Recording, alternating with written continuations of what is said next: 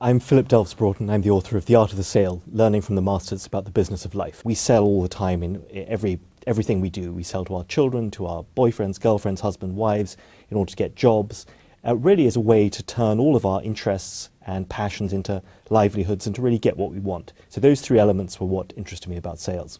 I was inspired to write the book because I was a journalist before going to Harvard Business School to get my MBA, and I was struck that one of the things they don't teach you there is sales. You learn about accounting, marketing, strategy, all these other things, but you don't learn about sales, and sales is really how any business starts and grows. Everything else is detail. So great salespeople need to have three things, I write. They need to be fundamentally optimistic because they have to start each day knowing that more people are going to say no to them than yes. They need to be extraordinarily tenacious because they have to endure these no's and rejections over long periods of time often. And they need to be resilient, they need to cope with it. They need to be able to go home and not be plunged into despair. They need to keep at it. They need to not let the disappointments of their professional life carry into their personal lives.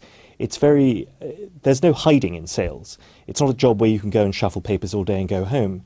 It's a day that's full of human contact. You're testing your ideas, your products, your services. You're trying to find out if people want them. You have to be very creative in terms of how you sell what you have and turn it into something that other people actually want. So I think when people think of great salespeople, certain characters come to mind. If you happen to like the Donald Trump model, there's Donald Trump. Steve Jobs is always held up as a great salesman. But again, he was very unique. Not everyone could get up in a black turtleneck and jeans and do what he did. But I think we have to really broaden the realm of who we think of as great salespeople. A presidential election like the one we're going through is essentially a massive sales contest. An election I've heard described as a one-day everything must go sale, is in which all the voters come and pick a candidate. Each candidate has to pitch themselves, and we want that. We demand that of them.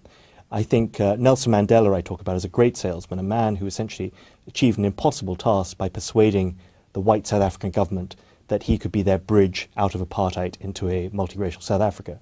So this book is called The Art of the Sale, Learning from the Masters About the Business of Life. And so what is the business of life? The business of life is really getting to be able to do what matters to you most, whatever that happens to be. If you're an artist, you want to sell your paintings so you can carry on being an artist. If you're a bond trader, you want to carry on selling bonds so you can make money. If money is important to you, selling is important in that sense. If you're a politician, it's about selling your ideas so that you get to do the kind of good you want to for your country if you're well motivated. And that's what the business of life is, and that's the role of selling in it. It's the mechanism by which we turn whatever it is that's most important to us into a livelihood and a life.